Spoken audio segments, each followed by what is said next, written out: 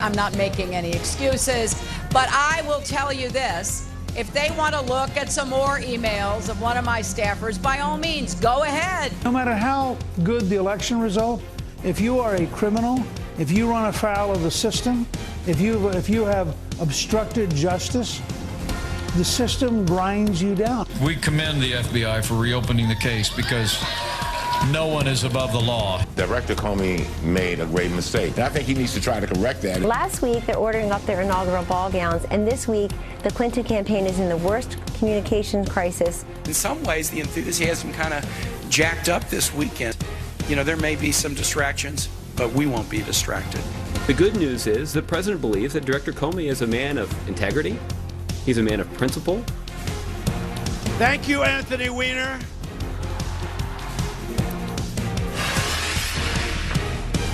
Live from New York City, it's 1 week before the final voting. Welcome aboard, folks. This is Fox and Friends, your #1 cable news show in America. That's exactly right. And Laura Ingraham joins us right now to talk about, oh, not right now. Well, she's just part of the show. Yeah. We got Laura Ingraham, we've got Trey Gowdy, and we've got Speaker Paul Ryan. All right, and I do understand we have her right now. There After she is. Your big night last night with your cute kids.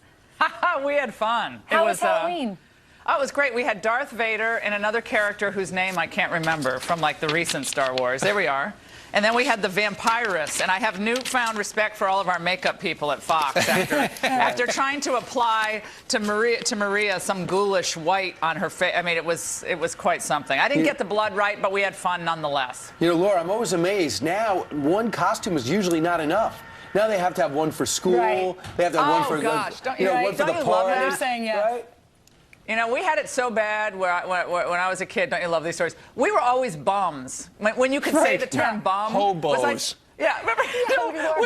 We were a bum. What are you this year? A bum. And that's what we were. All right, Laura, let's talk about some of the news of the day. Reuters is reporting this morning that Attorney General Loretta Lynch, she told James Comey when he said, I'm going to send this letter to Congress, when he talked with her last Friday, I'm going to send this letter to Congress. She said it violates department policy. And then he says to her, are you ordering me to keep this a secret? What a bombshell.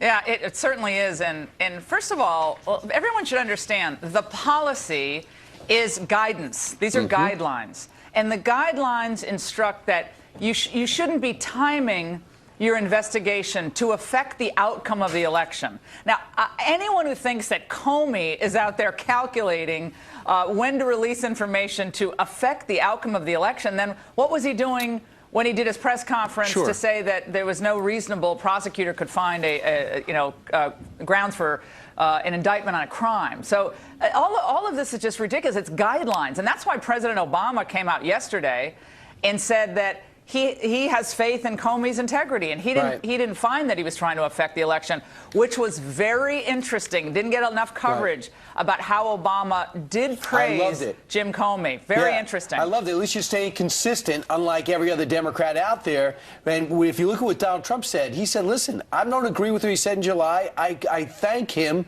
for reversing himself here. In this case, he's not saying what I said in July was incorrect. He thinks that James Comey did the right thing now. The other thing I think is fascinating is the Justice Department is combining forces with the FBI, I guess reluctantly, and they are going to do their best to get through the 650,000 before Election Day. I mean, you think that Friday was dramatic. When we start hearing about hits, perhaps, in her emails, this is going to be unbelievable. A source of mine who just retired from the CIA with still good contacts in the FBI said that when they first looked at the documents, it was very likely that just with the metadata that they were able to see in the computer hard drive, that they could of course see that a lot of the email had come from the private server of the Clintons, and that there was it was likely to be thousands of classified documents on that server. Now, indeed, some of them may have been duplicates, but there is no doubt that in my mind, with my previous experience in the law, there is no doubt in my mind that the federal prosecutors looking at this, investigators looking at this, saw something fairly dramatic. Yeah. I mean, it wasn't just saying like, hey, how you doing? You know, go great. Yoga class go well? Yeah. How's your daughter's wedding? No. That's not what they saw. Sure. The metadata allows them to see a lot more than we're led to believe. And if they can digest 50 to 75 per hour, and if they have, and they can cull down from 650 to 10 to 20,000, the Wall Street Journal has a whole breakdown. There's really a lot of hope they're going to get to the bottom of this quickly. Yeah, well, again, we'll see. What I found stunning yesterday is so many of our colleagues in the media, who are supposed to be objective journalists, they covered this thing, and I know you guys did some of this earlier, they covered this as a Comey scandal. This is all about the conundrum for Jim Comey. It was unbelievable. If you just swap out Hillary Clinton's name and you put Donald Trump's name in the same set of facts, they would be treating this like a political Armageddon. But once again, the media show us exactly where their allegiances lie, which is with the Democrat Party. It's been obscene how they've turned on Comey to such a flagrant degree when even the president said, I don't think that's what Comey was doing. I think he doesn't question Comey's integrity in this investigation. And to the point that Donald Trump has been making, that the system is rigged, and combining it with the media, as it turns out, now thanks to WikiLeaks, we're discovering that Donna Brazile, who is the interim head of the DNC, apparently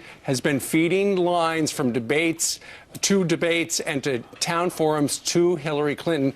Donna Brazile got fired. Apparently, it's just being revealed right now by CNN. But, you know, it's curious. Some people are calling for an investigation. How does this happen at CNN? It would be nice to hear from Jeff Zucker, the guy who is in charge over at CNN, to figure out, okay, if this happened with Donna Brazile, is it happening with anybody else? Well, this confirms what many of us have believed for some time, that networks like CNN have ceased being again, an arbiter of objective truths, to the extent they ever were. And they are essentially operating as Hillary super PACs. Yeah. That's what happened with Brazile. I mean, she answered Megyn Kelly. When Megyn Kelly asked her that question, she got all indignant. You know, how dare, basically, how dare you ask a question about this? I'm a Christian, and I know what it's like to be persecuted. Please. Yeah, and she said similar thing. She gave the big stiff arm to Bret Baier. And when Bret Baier asked her the same question, she started calling him Boo-Boo. I didn't understand that, but he became Boo-Boo in that interview. Boo-Boo Bear. Yeah, Boo-Boo. Yeah. Oh, I get it. Okay, see, I'm a little slow. Hello. Yeah, a little slow with the yogi references. So she just put it off. And then the rest of the people in the media just like, oh, Donna, isn't she wonderful? Now, Donna Brazile, I do like Donna Brazile. You can't help but like Donna Brazile. But this is ridiculous. I mean, there should be a full-fledged investigation at CNN for the fact that they apparently have questions floating around that can be emailed from one to the next. Let me ask you this, Laura. I'm going to give you a hypothetical that you could really embrace. What if Ted Cruz found out that Donald Trump was getting the questions ahead of time? Do you think, even though we're in the backstretch, do you think for a second there wouldn't be a press conference in Texas talking about how Reince Priebus set up Donald Trump? Oh, yeah. The double standards here are just huge. But Bernie has no pride, I guess. He doesn't want to stand up for the people that followed him around the country. Donald Trump says he would get the electric chair if Reince Priebus were giving him the questions. Yeah, well, I think Bernie Sanders is going around the country talking about how all the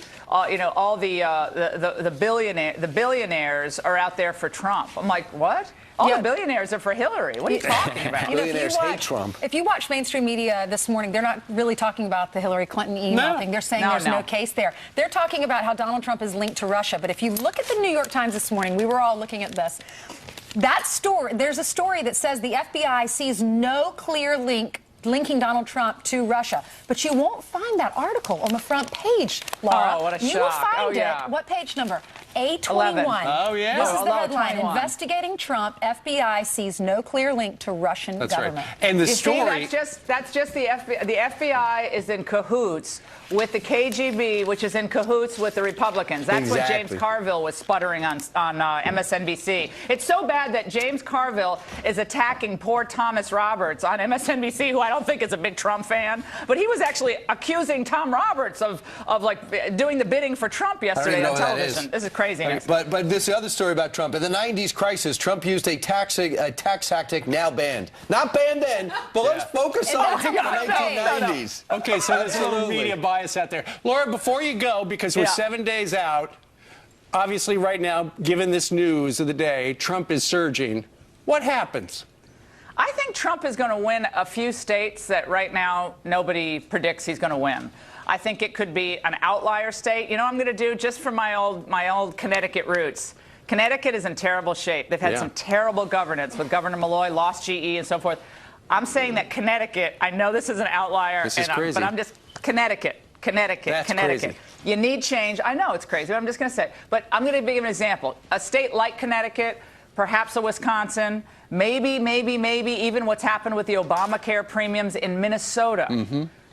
I think there's going to be one or two states, maybe not none of those three, but one or two states which people really haven't gotten a lot of focus are going to go for Trump. Does he win? If that happens, yes. And I think Trump in the end can win this, but he has to play this. He has to play this KGB scandal right. If Donald Trump wins, the first thing you're going to hear is from the Democrats is this thing is rigged, and the electoral process is flawed, and the Russians have stolen our voting machines. Yes, that's going to. That will be the next day's headline.